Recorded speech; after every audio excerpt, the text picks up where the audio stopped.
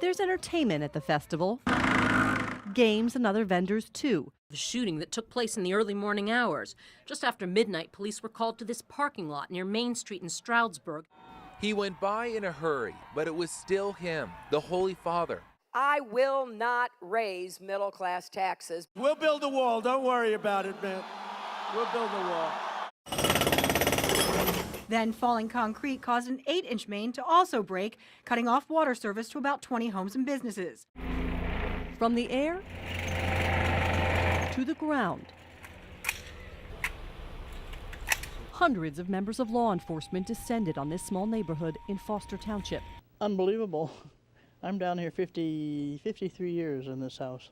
I never got this exciting in my life. They chased the kids in and they told us that, not to leave. Investigators say a man was holed up inside a garage here. They believed he was armed. Freeland Borough, Butler Township, Whitehaven, and state police moved in. People in nearby homes told to leave. This woman lives just doors down from the standoff and found she couldn't get home. We come home and to see all this, what's going on, we don't know. And I can't get in my house, so I have to stay right here. You don't see this kind of stuff around here. After hours and without injuries, police arrested this man. Doug Bitzer of Freeland was wanted on charges he assaulted his girlfriend when police say he walked into her home, threatened her, and then took off, ending up in a friend's garage in Foster Township, leading to an hours-long standoff. When asked what happened, he said, Neighbors say they're glad it all ended peacefully. I'm glad for that because I know the kid and I know his girlfriend. In fact, the girlfriend was born across the street. 1.5 billion. Just when you thought the Powerball jackpot couldn't get any bigger. Over busy, like really busy. It did. It's a lot of money for, one person to win. So I hope, there's like 20 winners. Here in South Abington Township, Hitesh Patel has seen his business selling Powerball tickets inflate about 9 times more than usual. Thank you, sir. Thank you. Good luck to you. Bringing in more than just the usual customers. Nah, you might have to do more than kiss. As the jackpot crossed the $1 billion mark. When it was on Saturday, it was like all day, people coming in, but like weekdays, usually after 3 o'clock, it's constant.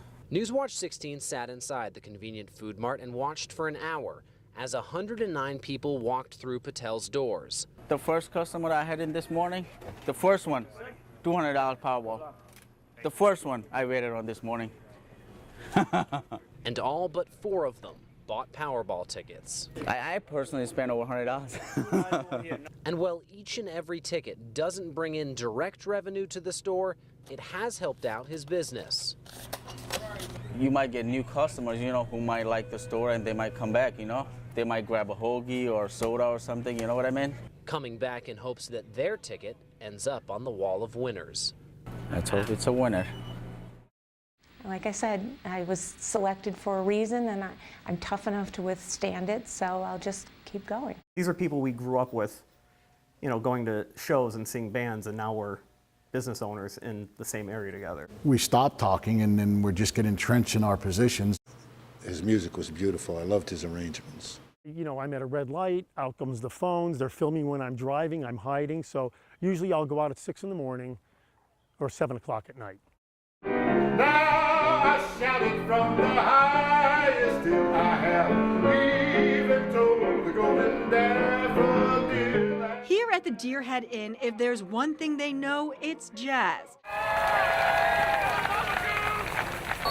Players heated up an already hot field for the annual Dream Game in Lackawanna County. Will that work? Okay, let me do that way. Artie Bacanari of Four Guys was cooking up sausage and peppers. Getting the hots on it.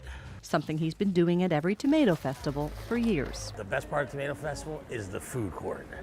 That's the best line, because I'm in it. A high-flying tow for a busted blimp. Portions of the airship that came down near Muncie returned to the sky, this time attached to a military helicopter. National Guard personnel using a line to fish what was left out of the woods. The wayward blimp, part of a high-tech defense surveillance system. It ended up in Montour County on Wednesday after breaking free from a military base in Maryland. It drifted more than 150 miles before finally losing altitude in an area of woods and farms. Since then, the recovery operation has been attracting folks, including Justin Reese and his sons, who watched with wonder. Pretty cool, yeah. Something you don't see in Muncie very often, that's for sure. The helicopter is ferrying pieces of the blimp from a valley about half a mile away here to a landing zone. Captain Matt Villa of the Army National Guard's in charge of operations and planning for the blimp, officially called an aerostat. He never expected to see this. I'll tell you, I was very sad.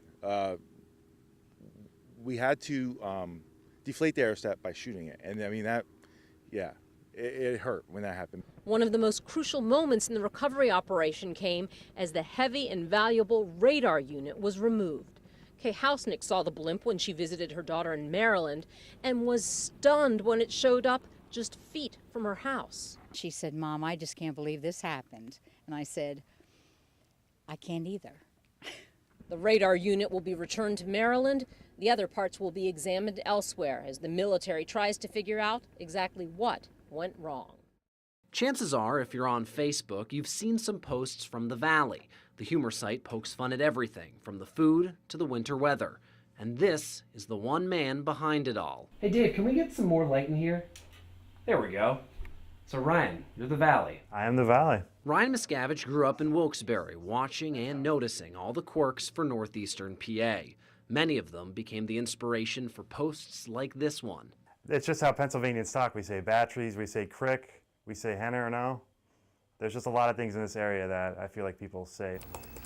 As of this story, more than 72,000 people have liked this satirical and sometimes crude page. I just wanted to do something different. Miscavige posts when he can. He's also a graduate student at Bloomsburg University. Yeah, my phone, or I have a video capture, which is like the best thing ever.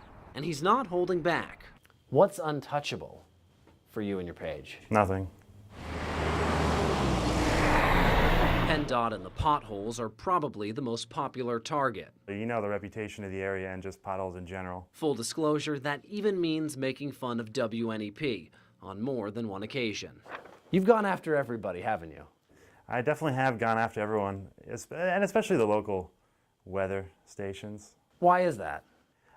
Just to poke fun at it, really, to make people laugh. And the weather around here is pretty crazy, so I don't think anybody could really accurately predict it as much as we try. Building a brand whose product touches the core of the people of the Valley. The water in Marshall's Creek in Smithfield Township is running high and fast. And while that's good news for these guys, it has been a problem for people and properties in low-lying areas. The storm's heavy rains flooded some spots, including roadways. In the Delaware Water Gap National Recreation Area, park rangers directed traffic. Route 209 in the area of Bushkill Falls was down to one lane because of a clogged culvert. Water flowed over the road. It's a lot of puddling. Now, it's funny how they say it's ponding. And you know it must be serious when they say ponding, not flooding. They say it's ponding on the road. It's crazy out here. The Delaware River is out of its banks in spots and closed to people until levels go down.